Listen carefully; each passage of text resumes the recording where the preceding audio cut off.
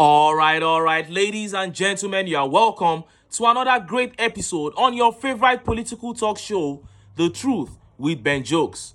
Now, Nigerians have not had a single minute of rest since TINUBU went to Aso Rock. The economy immediately became worse. Standard of living of more than 90% of Nigerians dropped. As if that was not enough, kidnapping and killings resumed full force. And the people began crying out bitterly, especially as the government policies that led to their poverty were poorly thought out and hastily executed against the warnings of economic experts. But the TINUBU administration began telling the people that in 3 months, they will begin to reap the benefits of his policies. We told Nigerians that they were lying, but many didn't believe. They said we were haters. Okay, carry on. After 3 months, they returned to tell Nigerians that they would begin to feel TINUBU's impact positively after 6 to 7 months.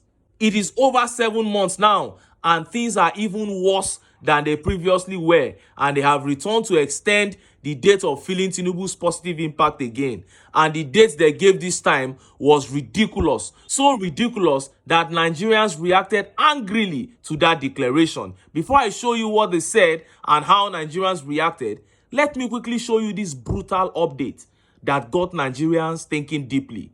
Some are seeing it as one of the incessant bandit attacks, while other Nigerians are saying perhaps the Yorubas are trying to pay the Fulanis back for killing old Yoruba monarchs in Ekiti. Please brace yourself up for this update. I have to warn you, it sounds really bad. Look at how the papers reported it. Bandit strike in Buhari's Daura hometown.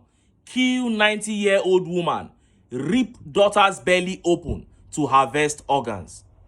Residents of Daura were on Thursday greeted by a scene of horror as a 90-year-old woman and her granddaughter were found dead with the latter's belly ripped open with some organs reportedly harvested. Daura in Katsina State, northwest Nigeria, is the hometown of former President Buhari. After spending 8 years as president, Buhari retired to Daura in 2023. Neighbors discovered the bodies of the 90-year-old Hajia Amina and her 23-year-old granddaughter Bilikisu on Saturday morning, according to eyewitnesses. Sahara reporters learned that the incident happened on Thursday, right inside the family home of the deceased persons in the Tudun Wada neighborhood of Daura town. According to reports, the non-Nigerian was strangled while her granddaughter was slaughtered. A resident of Daura also told our reporter that the granddaughter's stomach was ripped open and her kidneys removed by the assailants. Oh my God. Katsina State Governor Diko Umar Rada has offered his condolences to the family of the deceased persons and the Daura Emirate Council. The spokesperson for the State Police Command, ASP Abubakar Sadiq Aliyu, has confirmed the incident, saying, "We are waiting for further details." Oh my God. Oh, APC has finished this country. And look at how Nigerians reacted. Let's take some of the tweet reactions. This tweet here says, "Who else now sees a pattern? A silent civil war is now being fought in Nigeria between two political parties. Same party, different factions. APC TINUBU versus Arewa APC. And two major ethnic groups, Yoruba versus Fulani. Make una dey play. If you know, you know." Some see this as a war between the Yorubas and the Fulanis. Well, I clearly know that there is serious cold war between the TINUBU faction of the APC and the Buhari faction of the APC, but I don't think this killing was due to that. I think it is just the widespread insecurity that we've been experiencing in this country. But if it is down to that, I don't have a problem with it, because I know this alliance between the Yorubas and the Fulanis is the biggest problem we have in this country. And if it breaks, that will be a strong pathway to Nigeria breaking free. And this tweet here says, "Buhari, how are you doing since you left office? I heard the boys you pampered while in office have struck again. I'm angry that they didn't pay you a visit." Oh! And this tweet here says, "Chai, see what the greed of northern politicians have plunged Nigeria into. Goodluck Jonathan is no longer in power, but they are still facing the consequences of their evil ways. Yes, these are the evil boys they brought. This is what those boys have now transformed into. This one says, how can Nigeria be good again? A 90-year-old woman, if she swears for the country, nothing will stop it from coming to pass. If the child's blood cry to God, you think the country will escape doom? We are playing with serious issues in this country. Now, let us look at how Tinubu extended the date that Nigerians will feel his positive impact.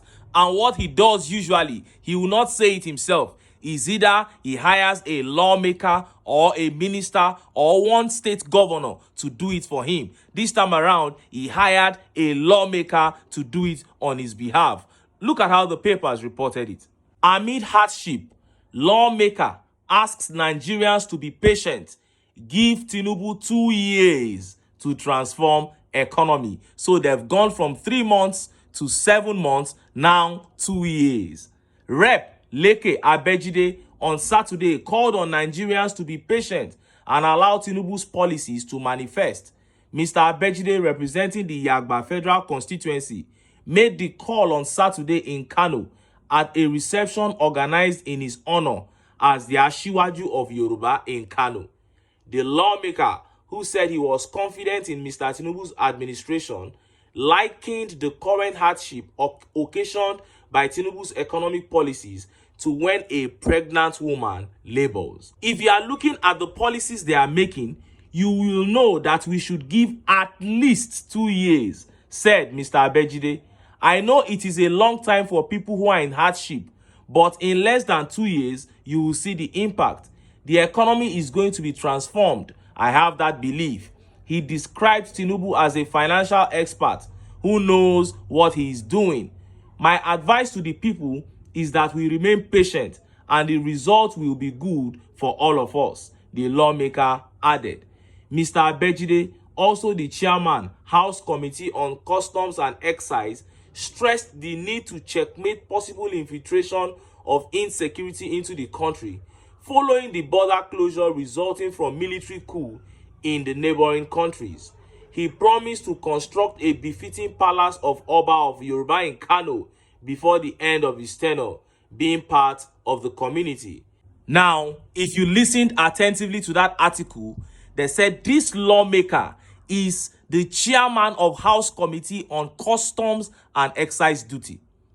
They are the ones that just increased the cost of clearing cargoes from 951 naira to $1 to 1,345 naira to $1, meaning the prices of goods and services are going to skyrocket in the next 2 to 3 days. This man is in charge of the committee that did that, and he's coming out now to tell Nigerians that they should be patient for another 2 years. He has been giving his own SUV, he has been giving plenty billions of naira, and now he's coming out to tell poor Nigerians to be patient. And look at how Nigerians reacted. Look at some of the tweet reactions. This tweet here says, yet the silly lawmaker didn't stop collecting salary and allowance amidst the hardship. The lawmaker's kids didn't return to Nigeria from abroad because of the hardship. The lawmaker didn't make any sacrifice because of the hardship. These politicians are terribly wicked, and Nigerians are stupid for still allowing themselves to be divided along lines of aboriginal sentiments. And this tweet here says, Tinubu himself has absolutely no idea what he can do in 2 years. That is the confusion, and that is the truth. You can't give what you don't have. This tweet here says the same thing they said on Buhari, and he spent 8 years with nothing.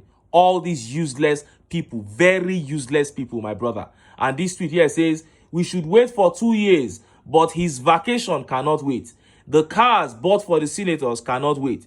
The presidential yacht cannot wait. The visit to Dubai could not wait. Quit gaslighting Nigerians. We are wiser now. Well, you have to act as if you are. And this tweet by Tunde Bakari says, Ogade, there is no unique path to economic growth and development. Look at USA, Europe, and see China. Nigeria needs reforms, self-discipline, enforcing performance measures, setting targets that must be met and track fraud with zero political narrow interest. That is it. It's not just by talking. You don't have any laid down plan to achieve what you are saying you want to achieve. And the budget shows it. 6 billion naira for car park for lawmakers, while you are giving 5 billion naira to student loan.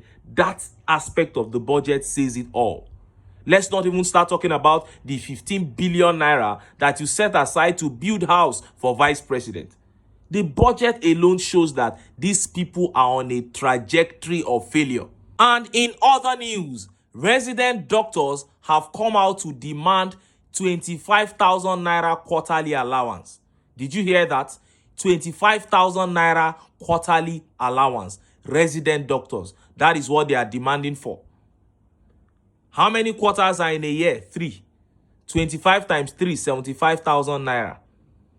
Now, the other day, the Minister of Health gathered doctors and was telling them that they should not travel out of Nigeria. They should remain in Nigeria, that the administration is determined to take care of them. Now, look at resident doctors coming out to demand for 25,000 naira quarterly allowance. A very ridiculous amount. They still have to demand for it. You promise them, you won't give them. Then you come and deceive the people on air that you are ready to give them a good working environment. This is what Nigerians... This is why we keep telling Nigerians, when you have a party, you have an administration that does not even care about the health of Nigerians. They are talking about the doctor to patient ratio in Nigeria is already at a ridiculous level. Yet these people are maltreating doctors, making it easy for all of them to make the decision to leave this country because they can easily treat themselves abroad if they fall sick, while you and I go there here, they look. This is what Nigerians will continue to suffer under the APC. But if this is what we have to suffer for our head to correct, so that we'll put aside tribe and religion and unite and kick these people out of power, then so be it. But until then, make I still enter town. Make I go get some ogbonge political news where una go like. Why? Because of una. Now I dey here. So don't go away. Don't go away.